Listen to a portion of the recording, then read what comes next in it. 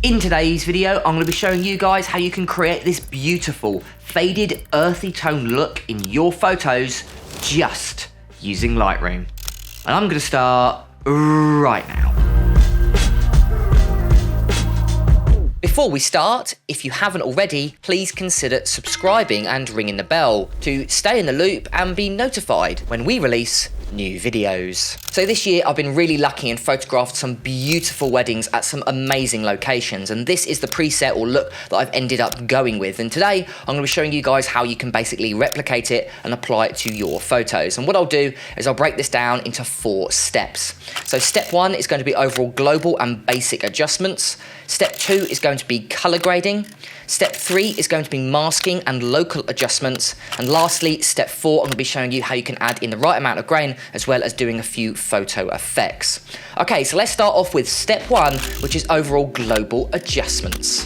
Okay, so this is the photo I'm going to be editing in this video. It's a photo I've actually taken in central London, which usually I go for more of an urban look, but because we photographed it in this really nice garden style with a concrete floor, it actually works really nice with this faded earthy tone look. So this is the photo that I'm going to be using as an example, but I'll show you a whole bunch of photos that I've edited at the end of this video.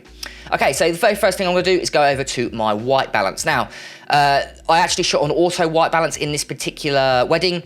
The main reason was it was overcast or intermittent cloud. So it was sunny and then it was cloudy, sunny, cloudy, and that can affect the white balance. If you stick at one white balance, it isn't going to be correct. So if you're in a location with white balance can change quite drastically, like for example outside, then you might want to shoot on auto white balance. But again, that's for a separate video. So what I'm going to do is go to my temperature here. I'm just going to fix my white balance, which I know is at around about 6,000 Kelvin. And with the tint here, I'm going to drop that down to around about 10 to correct for the amount of green and magenta swing in the photo. Okay, so let's go ahead to our tone and exposure. Now in our exposure here, I'm going to bring that up ever so slightly, as I did shoot a little bit too dark, just simply because of how much light was coming from this kind of gazebo area outside. So I'm going to brighten it up ever so slightly. I'm going to leave contrast alone for the moment, and what I'm going to do is drop down to our highlights. Now there's a lot of highlights in this image, so I'm going to really bring that down. Bring it down by around about -60. And there's also a lot of shadows in this photo. So what I'm going to do is also bring those up, bring a little bit more information in those shadows. I'll probably bring it up by around +40 there. Now with the whites here, usually I would like to increase it and decrease it, but because we're creating this more faded look, what I'm going to do is actually decrease the whites and increase the blacks, adding this nice soft fall off look, so the highlights and shadows don't look so harsh and adds this more faded, softer look, and it works really well with this style of photography. So I'm going to go to my whites here. I'm going to go ahead and drop that down, but not by a massive amount, so around about -30, no more in this example. And then with our blacks here to create that nice faded look, we're going to increase those, and you can see how it's impacting in our histogram there. So I'll probably go for around +40 there. You can see we've really raised those black areas there. And then with texture, clarity and dehaze, we're not going to do a major change here. So with texture, I'm going to go for around about +5. And because we're working with portrait photos, or we've got people in it, to go for those nice soft skin tones, I do recommend dropping down the clarity. So I'm going to drop it down by around about -20 there. And then with dehaze here, there's a little bit of haze in this image, although not massively. So I'm just going to increase that by around about +10. And with vibrance and saturation, I am going to leave those alone just for the moment, because what we'll do is when we do in some color grading, we'll go ahead and change the saturation of certain tones within our image.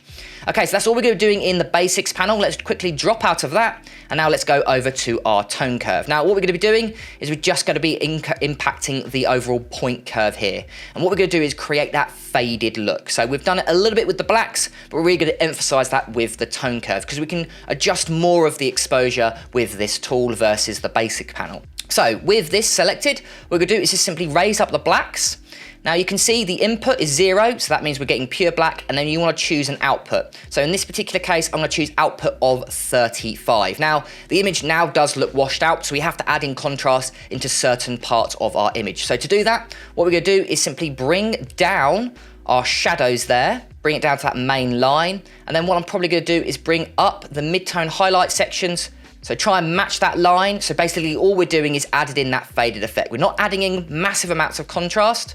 We're just ever so slightly adding in that matte effect just to the black and very dark shadow regions. So I'm probably going to go for an effect that looks like this. So it's basically almost a straight line, although we've got a little bit of contrast in the midtones, and then it falls off, this nice gradual fall off to that black area there. So that's what I'm looking for. If you have a go and look in the shadows, you can still see there's some information, but it's a little bit more faded, a little bit softer, and we can really see what we've done. There's almost no black point in our histogram there. So what we've done is basically completely remove that, and we can see we've added a little bit more contrast into those shadows there. Now, if you're after a little bit more contrast, what you can do is actually go into your red, green, and blue channels and add in contrast there. If you'd like to know how you can do that, go ahead and watch this video here, which I go in to a little bit more detail about how you can add in natural color contrast. So what I'm gonna do is turn off the tone curve here, and that's all we're gonna be doing basically in step 1. Let's move over to step 2, which is color grading. Okay, so the first tool we're gonna go ahead and change is in our color mixer. And our color mixer is split into 3 sections. We've got our hue, saturation, and luminance. So hue is the type of color, so red is a hue, blue is a hue. Saturation is the overall intensity or amount of that color. And then lastly, we've got luminance, which is the brightness of that color. And it's split into 8 color bands, all the way from red all the way down to purple and magenta. And we can target specific hues as well as the saturation and luminance. It's a really powerful tool. If you'd like to learn a little bit more and really master this tool when it comes to color grading, go ahead and watch this video here. Okay, so what I like doing is editing the HSL, although you can adjust it in color if you want to, but I actually like editing all of the colors, then the saturation, then luminance. Okay, so let's start off with our reds and oranges first. Now, because we've got skin tones, I'm not actually gonna be changing the reds and oranges in this video. Again, we don't wanna adjust that. I'll show you what happens if you do. So for example, let's say we've got red in the image, like let's say we want to adjust this over here. If we go ahead and actually change that, you can see we've now actually made the skin tones very orange. And if we go the other way, it makes it look red. So in my opinion, if you're thinking of turning this into a preset, don't touch the reds and oranges because it could affect the skin tones and you might not notice it. So that's one big tip. Don't usually affect the reds and oranges in the hue if you've got skin tones. So let's skip straight to the yellow. Now with the yellow here, I'm going to increase that by around about +40. That will bring a little bit more green into those yellows, and we'll do the same situation with green. So we'll increase those by 30. Then with the aquas here, I'm also going to increase those, but not by as much of amount, so around about +20, adding a little bit more blues to those aquas. And with the blues here, we're going to do exactly the same. So we're going to increase those down by about -20. So we're adding a little bit more aquas to those blues. And with purple magenta, we're going to leave those alone in this particular tutorial. Okay, so now let's skip over to saturation. Now again, in saturation, try not target the reds and oranges, because again, that could affect the overall skin tones. So let's skip right down to yellow. What we're going to do is reduce those down by about -50. So we're really targeting those greens now, as well as the greens. We'll also drop those down by -50 as well. Next, we've got is aqua here, so we're going to drop those down again by -30, and it's the same situation with blue. We're also going to drop those down by -30, and then again we'll skip out purple and magenta because again you can find those especially in darker and lighter skin tones. And then let's go over to luminance. Okay, so firstly we're going to go to the reds. We're going to increase those by about 30. That will really make those skin tones pop within the image, and it's the same situation with the oranges there. As you can see, we're really brightening them up without affecting the rest of the image, which works really nicely.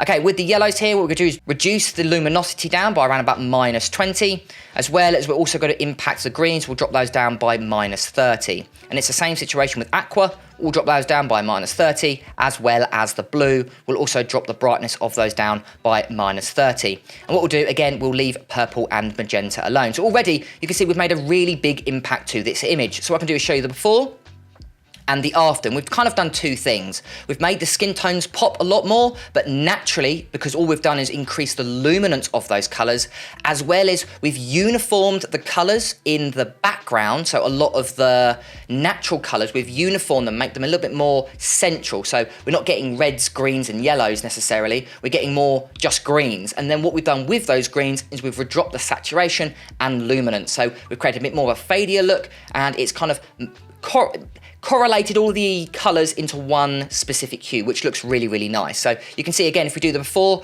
we've got a lot of greens, we've got a lot of yellows within those foliage, but now a lot of the greens are the same and it looks really nice. We've uniformed the colors to make it look really nice. Okay, so what we're gonna do is drop out of the color mixer, and now what we're gonna do is go down to color grading. Now color grading used to be called split toning because we used to be able to color the shadows and highlights independently, but now we've got three. You've got the midtones, which we are going to be affecting in this video. Okay, so let's go over to the shadows first. Now in the shadows, I like creating a nice warm look. So I'm going to go for a hue of probably around about 35 in this example. And then to add in that color, just simply go to your saturation and then go ahead and increase it. Don't go too far because it makes it look sepia, so we don't want to go for that. So what we'll do is go down, we'll go for around about +10 in this example, adding a nice warmer look to those shadows there. And what we'll do is something very similar to the midtones, but this time we're going to create a little bit more of an orangey, yellowy effect. So go for something a little bit warmer.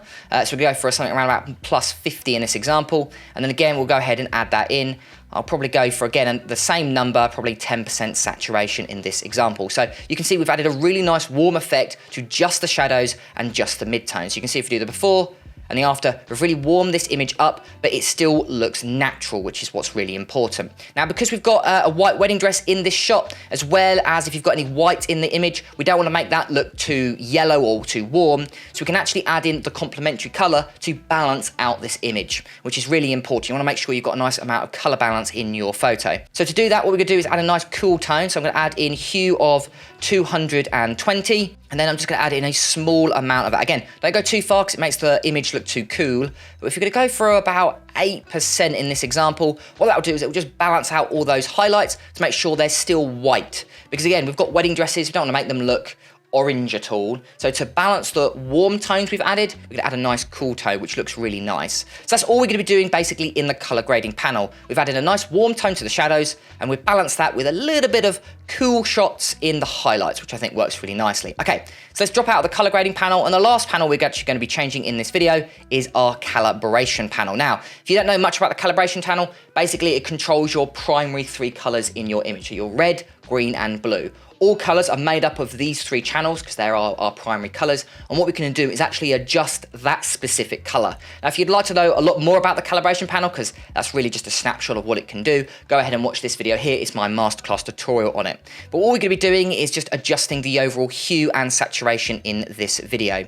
Now, what we're gonna do is leave the hue primary alone, because again, this is going to be our reds. We don't want to affect that. Again, if I change that, you can see makes the skin tones look red, or makes them look purple. So don't change that if you've got skin tones in your image. What we're gonna do is just take a little bit of saturation, go for -5 in this example. Now with the greens and blues, we can make a little bit more of a dramatic change. So with our green primary hue, what we're gonna do is increase that. What it will do is, if you have a look, it'll add a little bit more of a tealy orange look to our image. So we'll go for around about +20 in this example.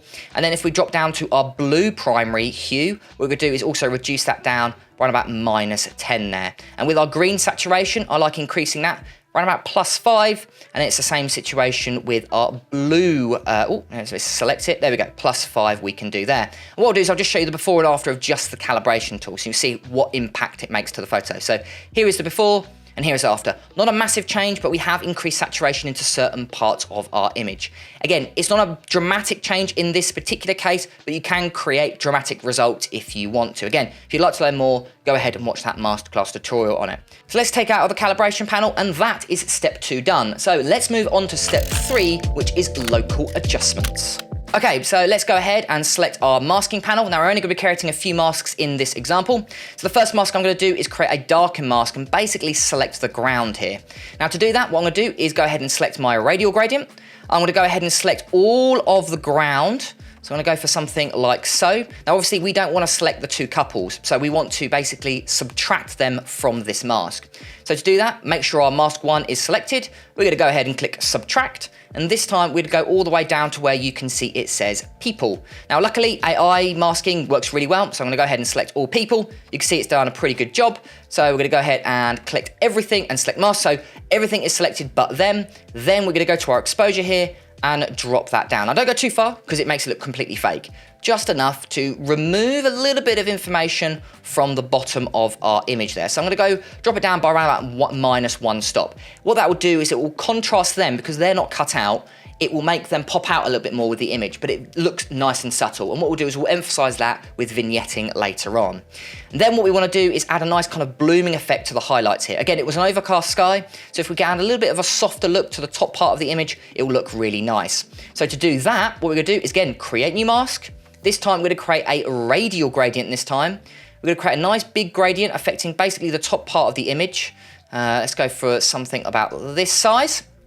Then with this, we're going to do 3 slider changes. So we're going to go all the way down to effects, where we've got our texture, clarity, and dehaze. We'll go to our clarity here. We're going to drop that down by -20. And then we'll go for dehaze. We'll also drop that down by -20. Then once you've done that change, we'll go right up to the top. We'll go to our exposure here and add in the right amount for your image. Again, don't go too far, but maybe around about 0.75 of a stop usually works in most cases. So it looks nice and subtle, but it adds this nice blooming effect. Now, if you want to make that effect look stronger or weaker, just simply change the clarity and dehaze. So stronger, go for a more negative number, and weaker, go for a slightly negative number closer to 0. And again, obviously you can change the size of that effect if you want, but I just want it to affect the main part of our window roof almost. It's not really a gazebo, I suppose. And then what you can do if you want to make the effect a little bit stronger, you can actually change that feather there if you want to. So I'm going to go for a feather around about 65 there. So go for something like so.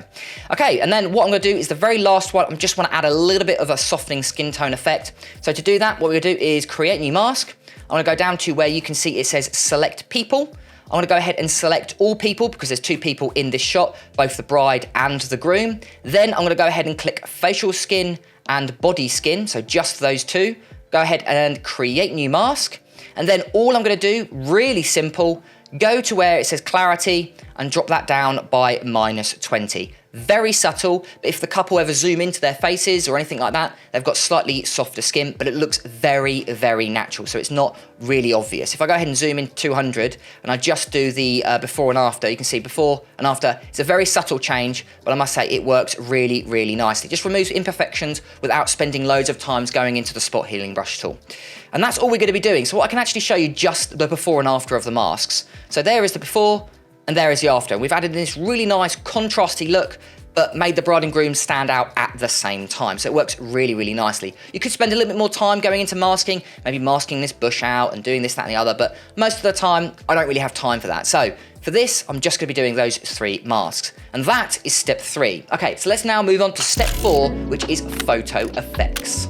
Okay, so let's go ahead and add in these effects. So both of them are found in the effects slider. We've got our post-cropping vignette as well as our grain amount. Okay, so let's go to our post-cropping vignette first. Now, because our couple are central in the image, a post-cropping vignette works really well. If your image is maybe, or your subject is to the left or to the right, what you can do is actually create a vignette mask instead, and then you can adjust that accordingly. But because these are in the center, I can use the post-cropping vignette tool, which works really nicely. So I'm gonna drop that down to the standard amount, -20. And then for this image, I'm just going to whack up that feather to make it nice and bright. And it works really, really nice. Nice, soft vignette, and it really emphasizes the couple by basically darkening the surrounding area of our image.